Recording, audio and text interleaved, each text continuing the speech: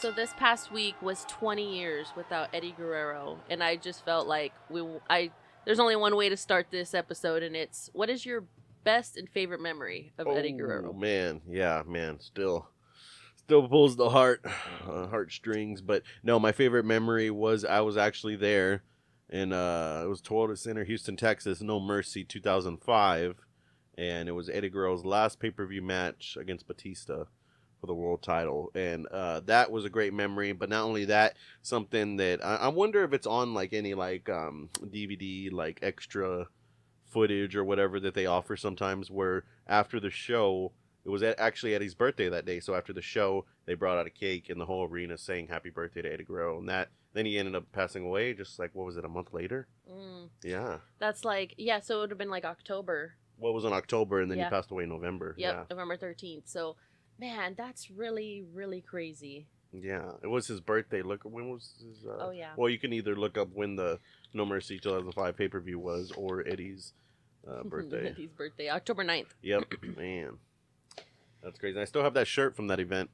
Yeah. Yeah. That's like something, like you said, singing happy birthday to him, his last birthday. His last birthday, Only, yeah. like, singing his last you happy birthday. and everybody in the arena can say that. So that's, like, not that many people. Yeah. At that time. So that's really cool. That's a really good memory. Yes, and the bad thing about that memory is this was back in the day. I mean, yeah, and that was just bad thing about just that situation that kind of sucks. Not really bad, but that was back when you had the cameras with the Oh, yes. But they had something that was like slightly higher. They had digital cameras in, but they had something that was slightly higher than the disposable ones. It was one where you actually would buy the roll of film and put it in the camera. And then like mine was like digital, so it would tell you like digitally how many freaking shots you had left, and it had the little light that came up. So like I thought mine was fancy, but I went to that event with 2 rolls of film, and I spent one roll of film the first half of the event.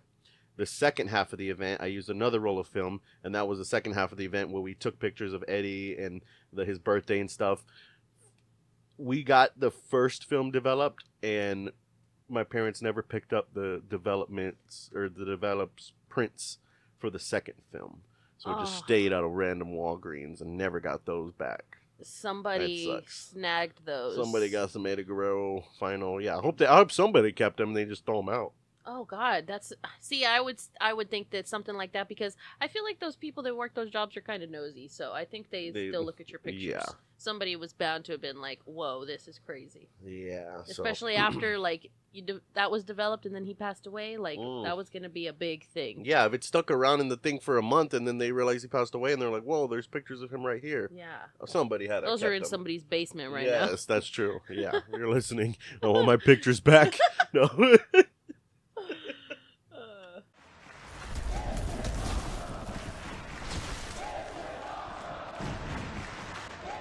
Well, welcome back to the Jobber Circle Wrestling Podcast. So today we're going to be going over pops and potatoes for the week. If you're new to the show, thank you for joining. Pops and potatoes, basically the good pops of the week and the bad potatoes of the week.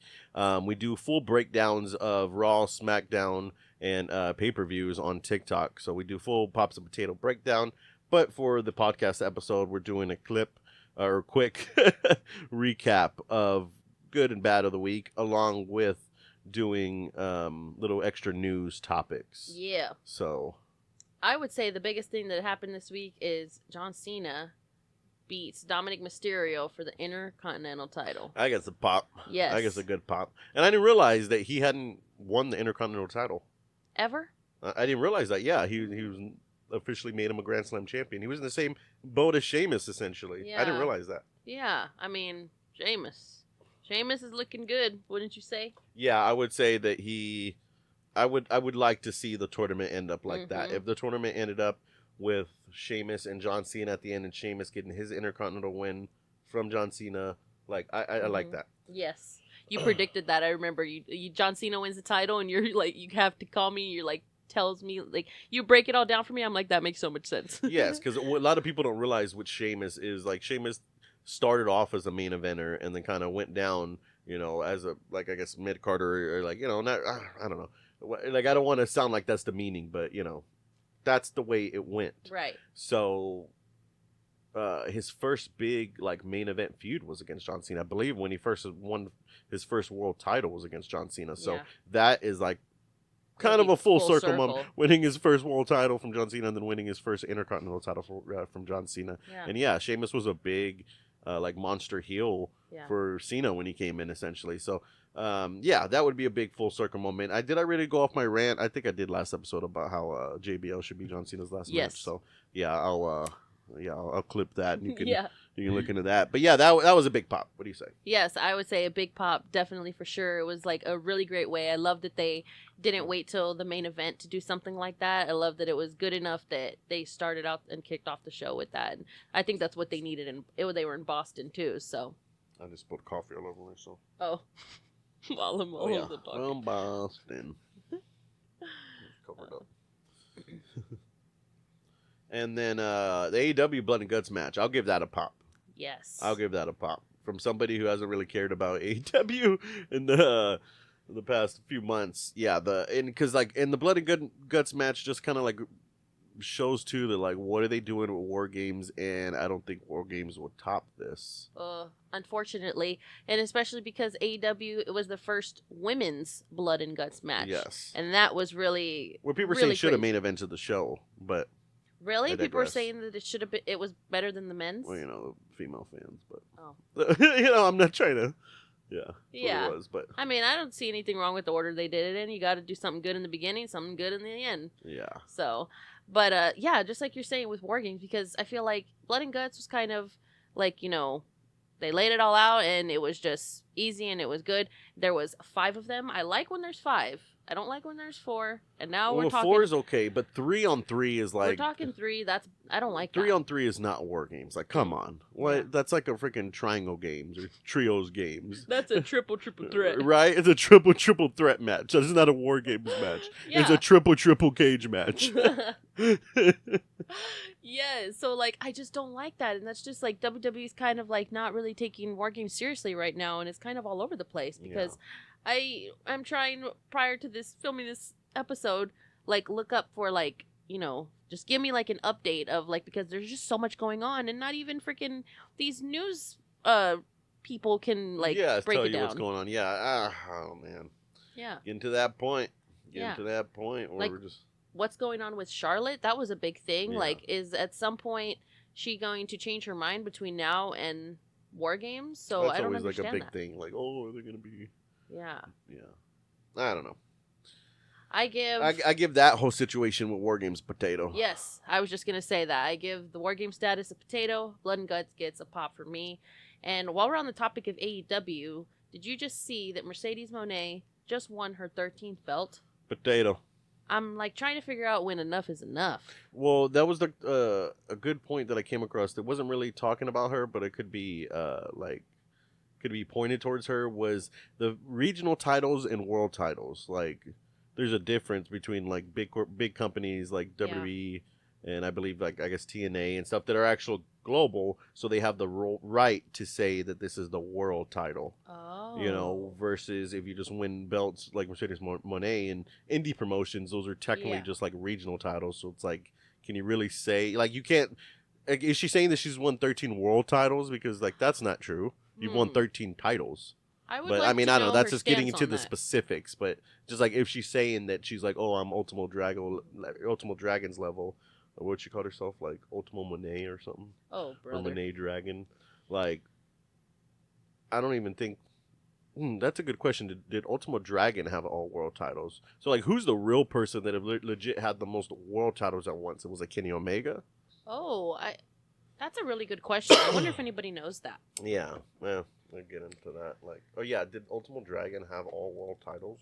Because he had like 12, right? How do you spell Eddie Guerrero, Ultimo Dragon. Oh, like Ultimate, but Ultimo Dragon. Have world titles? I have 12 world titles. Oh, okay. Oh, so he was 12? Was it 12 or 11? 10. Or 10. It might have been 10. He did not. He held a record of 11. Concurrent. Which was later broken by Mercedes Moné. Wow. What? So that's why she's trying to claim the new one. See? So she is freaking... He won an 11th title. title. Wait, he had the... He had the J Crown unification. He was What? The J man. Crown was a unification of 8 separate titles, plus the NWA World Middleweight Championship and the WCW World Cruiserweight Championship. So He definitely had more worlds than Mercedes. yes, exactly. It seems like. So sit down. Okay, so what wrestler had the most world titles at once? Okay.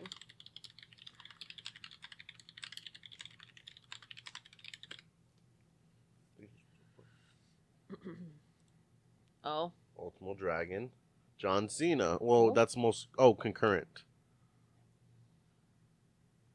We're Oh yeah, that's what would be at once. yeah.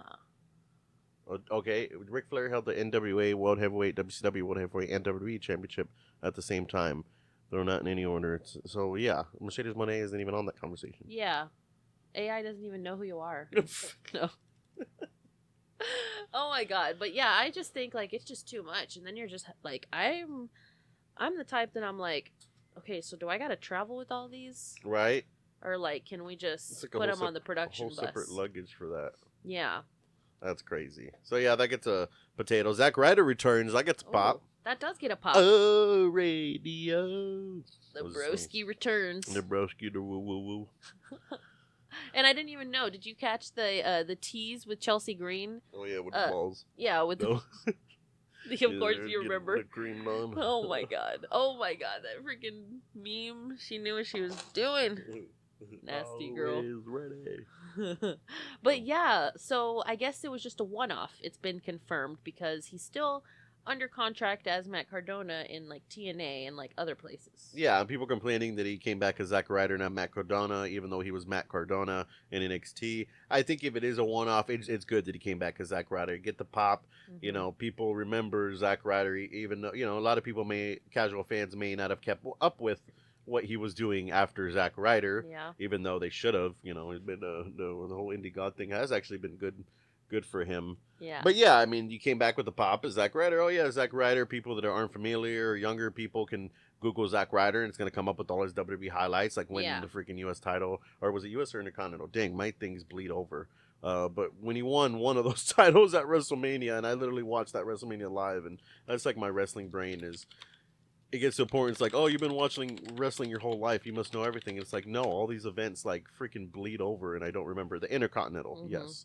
So at WrestleMania 32. Yes. So so you have a bunch of highlights, and Zack Ryder is known to the WWE audience, and they can, and it kind of makes sense with the whole John Cena tournament because Zack Ryder was a big part of the John Cena story with the big arc at one point. So yeah, there you go. Now that you brought him back and you got his familiar pop, then if you really wanted to bring him back again and you wanted to go to Matt Cardona, then it's like, oh, okay, that's Zack Ryder. You know, people, it's just, for the casual fan, it's weird that you kind of have to dumb things down for a lot of people, but that's just the way it goes. Yeah, and not to mention that, his appearance was a one-off, but he did sign like a merch deal, so he's gonna get a little check. So yeah, he's gonna get his you gotta get something. His broski check. His broski. I mean, because like it was a cool gimmick. Zack Ryder was kind of a cool gimmick. Yeah. So, it's basically just a Jersey Shore wrestler, bro. That's really what it was, because it was around the time of Jersey Shore and everything. But he was the first wrestling vlog. That's why Vince and Triple H hated him. That he got over on his own, through vlogs and YouTube and stuff at a time when WWE didn't even understand social media or the internet. Yeah. So now WWE claims to be like the most subscribed and exactly. It's just weird how it's like when you have people that are ahead of their time, WWE doesn't like that, and it's like after that whole thing with Zack Ryder blowing up, then they started pushing, oh yeah, we should really pay attention to social media and the internet. It's like, because of who? Yeah. It's like, I'm sorry to say, they don't want to admit it. Well, it's like that was one of the things CM Punk, when he first left, he was kind of mad at. He's like, he was one of the first people to tell Vince, like, we need to like have, wasn't saying about sponsors all over the ring, but Vince was CM Punk was telling Vince, like, hey, we should have like sponsors for our gear and stuff, and Vince was like, no, like, you're not gonna be doing that. And then next thing you know, Brock Lesnar comes back with Jimmy John's on his shorts, and it's like, that's what I wanted to do, but you told me no. But okay. That's like what you told me about Shane McMahon wanting to purchase UFC. And Vince is like, nah. How ironic, how the turntable's full circle.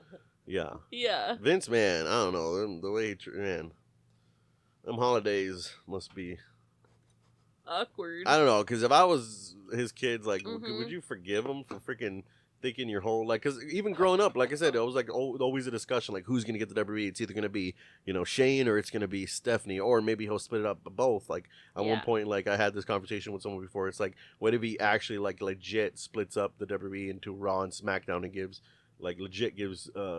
Stephanie One Raw, each. or Shane SmackDown, or vice versa, and then Triple H can run, Shawn Michaels can run NXT or whatever. But Yeah. and then just for him to just sell out and sell it because of the whole boomer mentality of like, well, I did it, like I did it on my own. I bought it from my dad and I did it on my own, so you should find your way and do it on your own. Or you want this company so much, you should buy it from me like I bought it from my dad. It's like, oh man, you just sold out your whole bloodline, no pun intended, your whole future bloodline. Ugh, Yeah, that's it's just crazy. disgusting. Yeah. He literally that's the most Vince McMahon thing to do, and he actually really did it in real life. Yeah. He was always the heel. Yep. Wow, that's crazy. We were talking about Zack Ryder last. So yeah, Zack Ryder gets popped. Vince gets a big fat poopy potato, which I know he'd like. Yeah. So Mike That's Santana, funny. he's now Oh MIA my after God. TNA. Don't know the fit. He loves Speaking to of bloody throw guts, you fits. remember when you like? Sorry, I'm sorry, Mike. See, this is like what we're talking about with CayVin Universe. Like, I'm just saying, like, this is dark humor. I'm joking, but I love you, Mike Santana. But damn, remember when he That hurt was his a leg big- and he spent the whole match just laying there? Yeah. And I'm like, bro, get up, do something. He like, didn't do nothing. And the like, match if you went on can't- for like if an it hurt- hour. If it hurts that much, where was it at? Jesus, that face.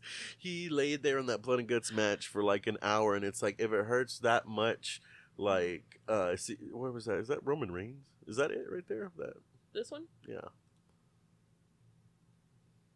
No. I don't know. See, maybe he did something at the end. Oh yeah, he did one thing. Oh no, was that like right away? Oh yeah, that's when he heard it right away, and then he just laid there. Yes. But it's like, dude, if it hurts that much, like, get up and like get thrown into, get hit with the weapon or something, then you have the right to stay down. But he literally just laid there. Yes, and it was the awfulest thing to watch. Kind of like, yeah, like you were saying. We would continue to watch the match, but then check in, like, oh, is Santana still laying there? Oh, that's just He so never bad. moved. Oh man, but yeah, I mean, but can you blame him this time? Because like he had been working up to getting the TNA title for like quite a bit, and then for him to just get it and then lose it right away to Frankie Kazarian is like kind of crazy to me. Yeah, and even though people say no, Kazarian deserved it too, but it's like right now though. Right now. Like, and you're gonna spend, like I said, TNA sold out too to another, TKO, mini TKO, and Anthem and stuff. This so is just a it's like, terrible do they really booking. care about what fans want? And but then see, it's hard because fans kind of wanted, like you said, they wanted. It's just not right now. Yes. They didn't want the They title could to have waited a change. little bit. Yeah. It was just terrible, and I'm gonna give it a potato. Yeah, I give that a potato. Yeah. But he's got to at least call him back. Apparently, he's like not returning calls or texts, not showing up to meet and greets. Took your ball, went home. Stone Cold. But yeah. Oh man, talking about living the gimmick, brother. Like Hulk Hogan. Oh. Anytime I see that Real American Beer commercial, I'm like, man, Hulk Hogan. Like, where you love him or you hate him. Like he lived the gimmick to the end. Yes. He was like, oh, like this bro lived the gimmick to the end. I understand, but yeah, I just feel like let him rest. Yeah. Why do you keep playing his?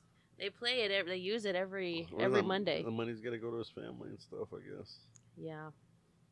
Yeah, but we'll end it on that. R.I.P. brother. R.I.P. brother.